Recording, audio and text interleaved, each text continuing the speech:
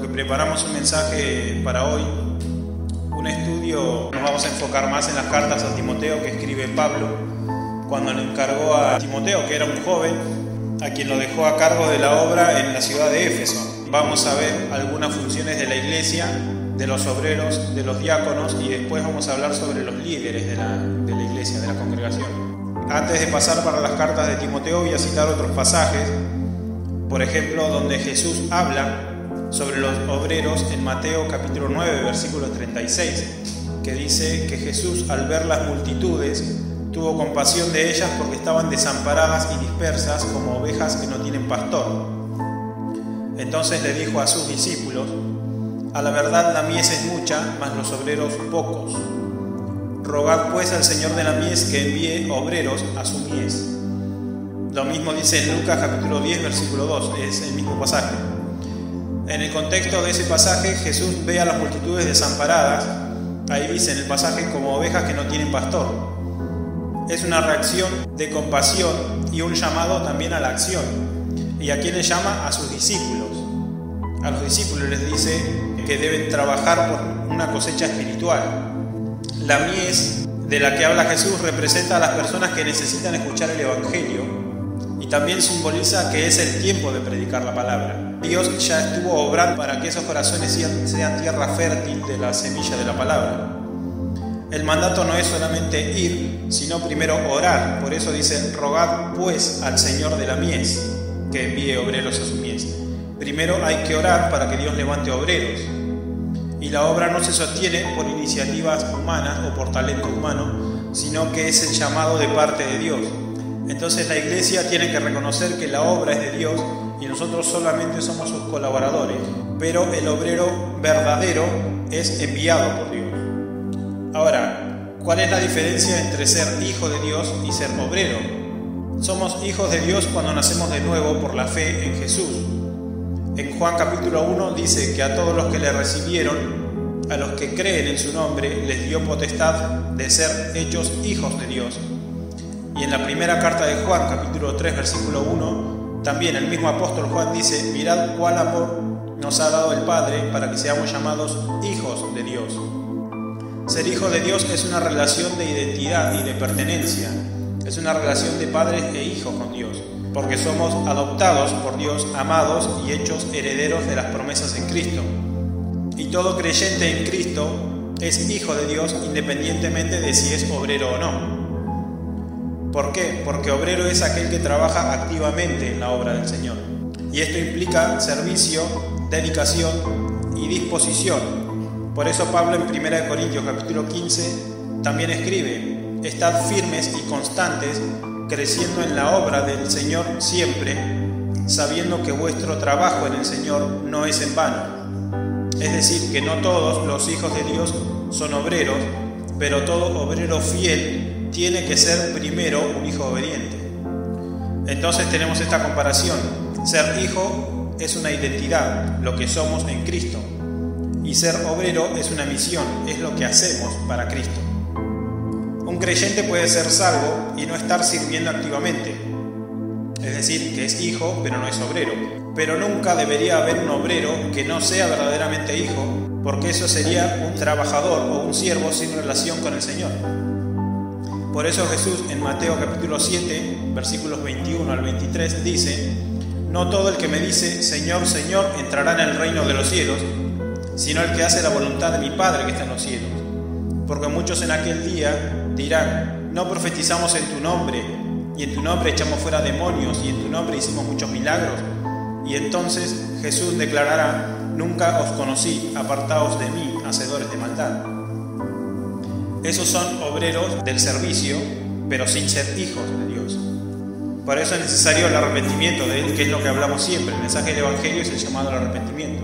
Hechos capítulo 6, versículos 3 y 4, y esto es tanto para predicadores como para colaboradores, dice: buscad pues, hermanos, de entre vosotros a 7 varones de buen testimonio, llenos del Espíritu Santo y de sabiduría, a quienes encarguemos este trabajo, y nosotros persistiremos en la oración y en el ministerio de la palabra. En este pasaje Entre los primeros cristianos, los griegos estaban quejando de que las viudas eran desatendidas por los hebreos en la distribución de los alimentos. Entonces los apóstoles pidieron designar a 7 varones para cumplir con esa tarea diaria. Y tenemos que hacer esta observación. Eran tareas simples de distribución de alimentos y atención a las mesas de los necesitados. Pero veamos qué importante es estar llenos del Espíritu Santo, tener sabiduría y un buen testimonio, porque aún para las cosas más simples Dios nos pide obediencia. Pablo considera a un obrero de Cristo como colaboradores de Dios, como decía hace un momento. En 1 Corintios capítulo 3 va a encontrar esa expresión en donde Pablo dice que el que planta y el que riega son una misma cosa, aunque cada uno recibirá su recompensa conforme a su labor, porque nosotros somos colaboradores de Dios y sois labranza de Dios, edificio de Dios. Pero también recomendaba a Timoteo ser un obrero aprobado. En la segunda carta a Timoteo, capítulo 2, versículo 15, dice: procura con diligencia presentarte a Dios aprobado, como obrero que no tiene de qué avergonzarse, que usa bien la palabra de verdad. Esto es tener buen testimonio, presentarse aprobados delante de Dios, no tener de qué avergonzarse y también usar bien la palabra de verdad, usar bien la Escritura.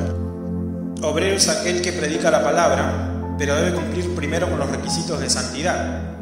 No significa ser perfecto, significa tener un corazón sincero y arrepentido delante de Dios. Una persona que siempre vuelve a los mismos vicios no está capacitada para predicar del Evangelio y decirle a alguien: Dios te puede hacer libre. Porque ¿cómo puede ser? Una persona que no deja su vieja vida de pecado no puede estar aprobada por Dios porque no tiene un buen testimonio. Por eso la obra requiere fidelidad, paciencia y disposición a sufrir. Esto también dice en la segunda carta a Timoteo capítulo 2, en el mismo capítulo que estamos viendo, en el versículo 3. Tú pues sufre penalidades como buen soldado de Jesucristo. Ninguno que milita se enreda en los negocios de la vida a fin de agradar a aquel que lo tomó por soldado. Y también el que lucha como atleta no es coronado sino lucha legítimamente. Es decir, que aquel que no se arrepiente verdaderamente, por más que pase toda su vida predicando el Evangelio, no va a recibir la corona de vida. Si esa persona no lucha legítimamente con su pecado, va a vivir engañada pensando que tiene la salvación. Y en aquel día va a decir: Señor, Señor, prediqué tu palabra. Y la respuesta que va a recibir va a ser: no te conozco. Vamos a pasar a la primera carta a Timoteo, en donde Pablo da instrucciones para los diáconos, que son los obreros, los colaboradores, y también para los obispos, que son pastores o líderes de la congregación. La palabra obispo se traduce como pastor o anciano, que significa que son los líderes de las congregaciones o hermanos maduros en la fe por su experiencia en el camino de Dios. Primera de Timoteo capítulo 3, palabra fiel. Si alguno anhela obispado, buena obra desea. Ya ahí aparece la palabra anhelar. O sea que uno tiene que desear el cargo de obispo o de pastor o de líder en la congregación. No puede venir alguien y decir: hoy, a partir de hoy vos sos líder de tal grupo, dice en el versículo 2. Pero es necesario que el obispo sea irreprensible, marido de una sola mujer, sobrio, prudente, decoroso, hospedador, apto para enseñar. ¿Para enseñar qué? Para enseñar la palabra de Dios, el mensaje del Evangelio. Versículo 3 dice: no dado al vino, no pendenciero, no codicioso de ganancias deshonestas, sino amable, apacible, no avaro, que gobierne bien su casa, que tenga a sus hijos en sujeción con toda honestidad. Pues el que no sabe gobernar su propia casa, ¿cómo cuidará de la iglesia de Dios? No un neófito, esto es un recién convertido, no sea que envaneciéndose caiga en la condenación del diablo. También es necesario que tengan buen testimonio de los de afuera, para que no caiga en descrédito y en lazo del diablo. Vemos que Pablo usa la palabra es necesario, que es como cuando Jesús le dijo a Nicodemo: es necesario nacer de nuevo. Pablo está usando la misma expresión que usó Jesús.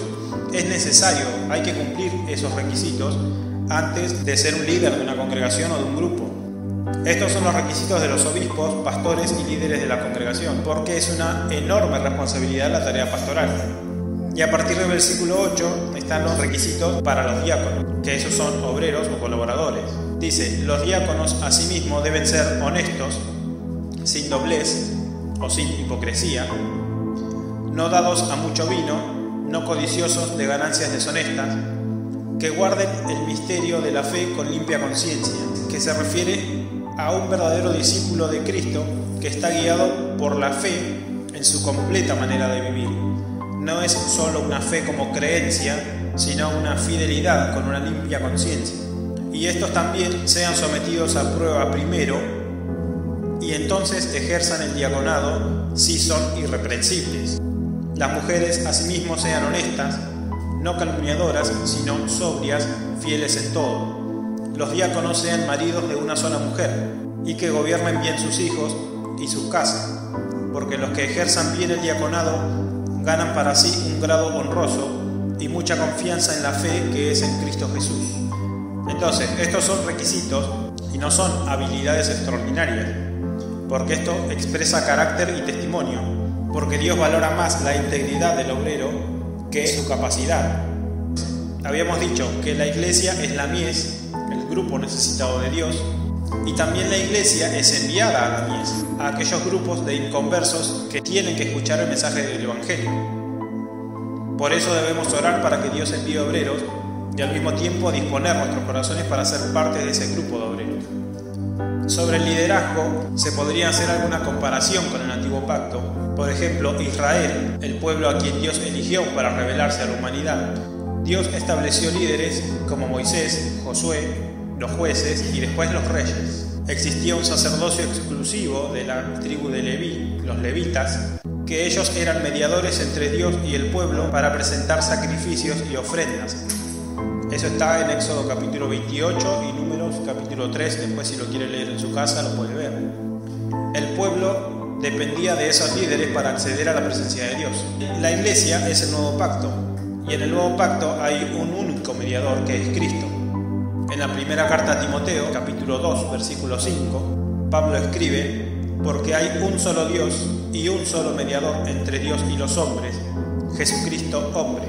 Y Pedro escribe que todos los creyentes son real sacerdocio. Primera de Pedro, capítulo 2, versículo 9, dice, mas vosotros sois linaje escogido, real sacerdocio, nación santa, pueblo adquirido por Dios, para que anunciéis las virtudes de aquel que os llamó de las tinieblas a su luz admirable.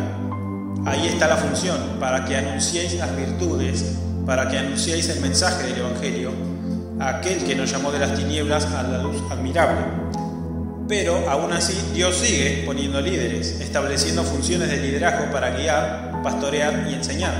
En Efesios capítulo 4, versículos 11 y 12, dice, Él mismo constituyó a unos apóstoles, a otros profetas, que esos son los 12 apóstoles de Jesús, no apóstoles modernos ni profetas modernos, son los que están en la Escritura, los apóstoles de Jesús y los profetas del Antiguo Testamento. Los apóstoles ponen la base, el fundamento de la doctrina, y los profetas son los que confirman el mensaje del Evangelio que venían hablando desde antes y después cumplió Cristo. A otros constituyó evangelistas, que son los que predican el mensaje del Evangelio. A otros pastores y maestros, que son los que apacientan al rebaño. Y también dice, a fin de perfeccionar a los santos para la obra del ministerio, para la edificación del cuerpo de Cristo.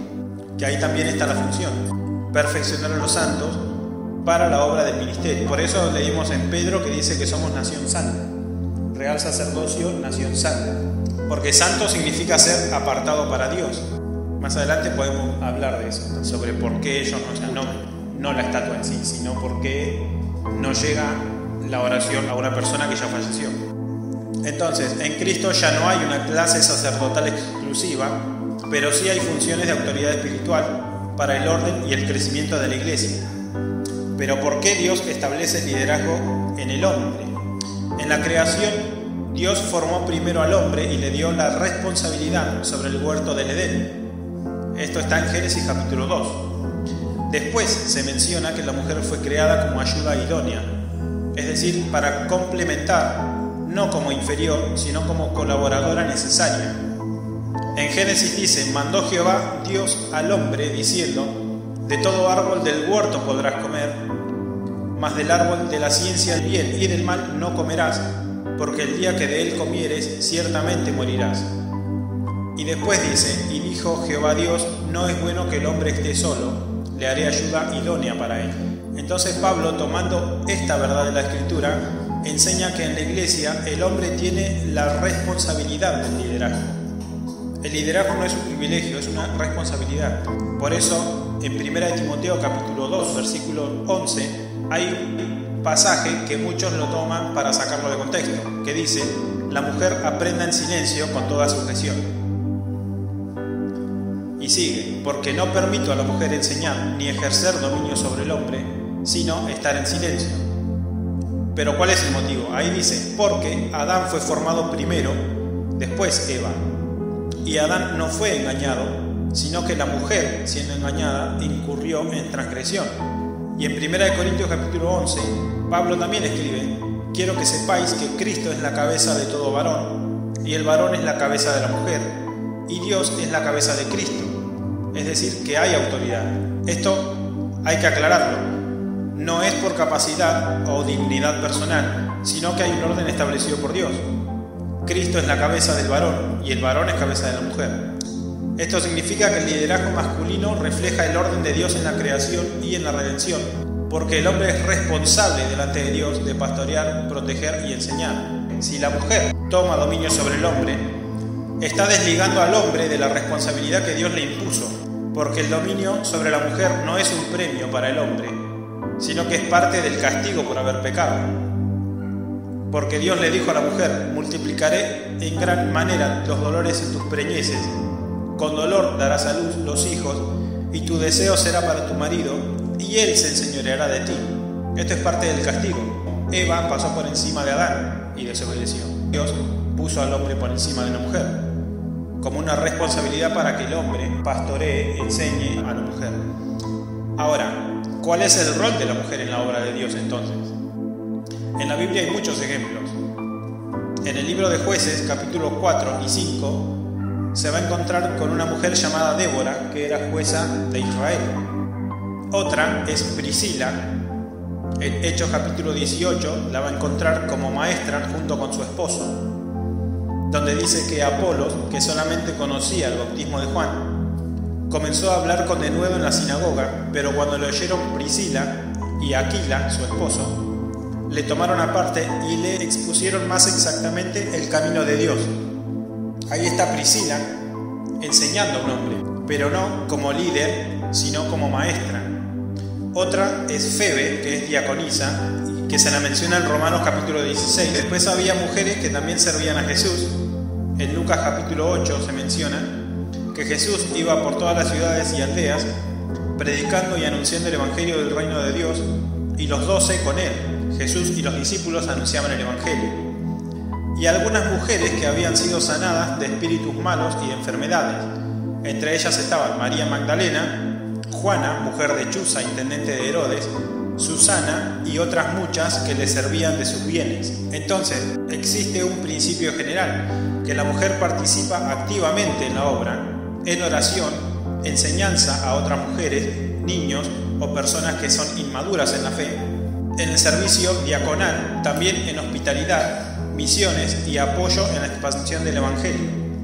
Pero tiene una limitación, que es la que menciona el apóstol Pablo, que la enseñanza y autoridad doctrinal sobre la congregación recae en el varón, porque es reflejo de la responsabilidad que Dios le impuso al hombre. Entonces, la mujer no está llamada a pastorear la iglesia, pero sí tiene un lugar fundamental en el servicio, discipulado, testimonio y en la oración y en apoyo al pastor. Y no se trata de una restricción por inferioridad, sino que son roles diferentes dentro del mismo cuerpo, porque es el Espíritu mismo el que da las funciones. En 1 Corintios capítulo 12, Pablo escribe que hay diversidad de dones, pero el Espíritu es el mismo, y hay diversidad de ministerios, pero el Señor es el mismo, y hay diversidad de operaciones, pero Dios, que hace todas las cosas en todos, es el mismo, pero a cada uno les da la manifestación del Espíritu para provecho, para edificación de la iglesia. Entonces, en el antiguo pacto había sacerdotes y líderes mediadores, los cuales eran hombres. Pero en Cristo todos somos sacerdotes, mujeres y hombres, aunque Dios estableció liderazgo para guiar y cuidar al pueblo. Es un mandato de orden y responsabilidad y no de superioridad. Y la mujer cumple un rol vital en la obra, pero con funciones complementarias al liderazgo masculino, según el diseño de Dios. Dios, el día de mañana, le va a pedir cuentas a los pastores por lo que hicieron en la congregación. Y si un hombre se dejó dominar por su mujer para liderar la congregación, Dios le va a pedir cuenta a ese hombre sobre eso, porque la responsabilidad estaba en él. Que se la dejó a ella. Claro, y Dios estableció que el hombre tiene una responsabilidad. Ahí vamos a responder una pregunta de lo que vos me preguntaste recién. ¿Qué pasaría, por ejemplo, si en una iglesia solamente hay mujeres? O si el único hombre es un recién convertido. El principio de liderazgo masculino está en la Escritura. Ahora, si no hay varones maduros, Dios puede levantar una mujer para suplir esa necesidad sin alterar ese diseño de lo que Dios estableció en la Escritura. Por ejemplo, Débora, que decía recién, una jueza de Israel, en el libro de Jueces capítulo 4 dice que fue levantada porque los varones no estaban respondiendo al llamado de Dios. Ahora, la prioridad es el discipulado, porque en un caso así la iglesia tiene que orar y trabajar para que Dios forme varones maduros que asuman ese liderazgo en el tiempo que Dios disponga, porque ese es el principio que Dios estableció en la Escritura. Entonces el hombrero enviado por Dios puede ser externo también, o sea, el que va a predicar. Por ejemplo, Pablo le escribe a Tito, le dice: te dejé en Creta para que corrigieses lo deficiente y establecieses ancianos en cada ciudad. Entonces, si solamente hay mujeres, ellas pueden sostener la obra en oración, enseñanza, evangelismo y servicio, pero deben reconocer que bíblicamente tienen que orar para que Dios levante varones que pastoreen y enseñen con la autoridad que Dios estableció. Y si hay un varón recién convertido, él primero tiene que ser discipulado hasta que madure. Y no se puede colocar de inmediato en el liderazgo de la iglesia. Y por eso Pablo le dice a Timoteo también que no tiene que ser un neófito. Y también le dice en el capítulo 5, versículo 22, no impongas con ligereza las manos a ninguno. O sea, no designes a nadie a las apuradas al frente de la congregación o a darle una misión si todavía no da evidencia del fruto del Espíritu en su vida. Bien, entonces también tenemos liderazgo de jóvenes y liderazgo de niños, y ya con esto vamos a ir cerrando. Sobre los jóvenes también hay un principio bíblico. Pablo le escribe a Timoteo en la primera carta, capítulo 4: ninguno tenga en poco tu juventud, sino sé ejemplo de los creyentes en palabra, conducta, amor, espíritu, fe y pureza. Entre tanto que voy, ocúpate en la lectura, la exhortación y la enseñanza. Y esto se aplica en los jóvenes que pueden servir activamente, predicar, evangelizar y también liderar ministerios de jóvenes, o ser apoyo en la iglesia, pero siempre bajo la guía de líderes maduros. El criterio que los habilita no es la edad, sino la madurez espiritual. El liderazgo juvenil no reemplaza el liderazgo pastoral, pero sí prepara a futuros obreros y da un espacio para que los jóvenes ejerciten los dones que les dio el Espíritu Santo. Y sobre las reuniones de niños, Jesús mismo dice en la Escritura que Él valora a los niños, porque Él dijo: dejad a los niños venir a mí y no se lo impidáis. Entonces también hay una responsabilidad en la casa y en la iglesia, porque los niños tienen que ser instruidos en la palabra desde pequeños. Deuteronomio capítulo 6, versículos 6 y 7 dice: estas palabras que yo te mando hoy estarán sobre tu corazón, y las repetirás a tus hijos, y hablarás de ellas estando en tu casa, y andando por el camino, y al acostarte, y cuando te levantes. Y acá entra el rol de la mujer también, porque la mujer tiene un espacio muy amplio para enseñar, y también debe instruir a los niños, y también a otras mujeres, y eso no contradice el mandato de no ejercer la autoridad sobre el hombre. Pablo le escribe a Tito en el capítulo 2 de la carta: las ancianas asimismo sean reverentes en su porte, no calumniadoras, no esclavas del vino, maestras del bien, que enseñen a las mujeres jóvenes a amar a sus maridos y a sus hijos, a ser prudentes, castas, cuidadosas de su casa, buenas, sujetas a sus maridos, para que la palabra de Dios no sea blasfemada. Entonces, las escuelas bíblicas de niños son fundamentales y las mujeres y jóvenes pueden ser maestras y formadoras de niños sin ningún problema, porque no se trata de ejercer autoridad sobre una congregación, sino de edificar a los más pequeños o a los más inmaduros en el camino. Entonces, finalizando, tenemos que la Biblia muestra que cada grupo de la iglesia tiene un lugar en la obra de Dios. El hombre está llamado al liderazgo principal. La mujer cumple un rol vital en el servicio, en el discipulado y en la formación de niños y las nuevas generaciones. Los jóvenes son llamados a ser ejemplos en pureza y a prepararse para ser futuros obreros, y los niños son parte del reino y deben ser instruidos desde pequeños en la palabra. Así, cada miembro, sin importar la edad ni el género, tiene un rol en el cuerpo de Cristo, siempre dentro del orden que Dios estableció. ¿Quieren el bonus? 1 Timoteo capítulo 2 versículo 15.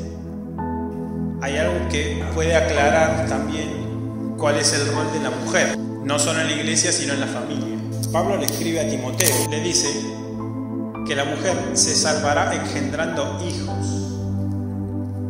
Ahora, ¿qué significa esto? El versículo no termina ahí. No. Se salvará engendrando hijos si permaneciere en fe, amor y santificación con modestia. Hay dos interpretaciones que son las más aceptadas históricamente.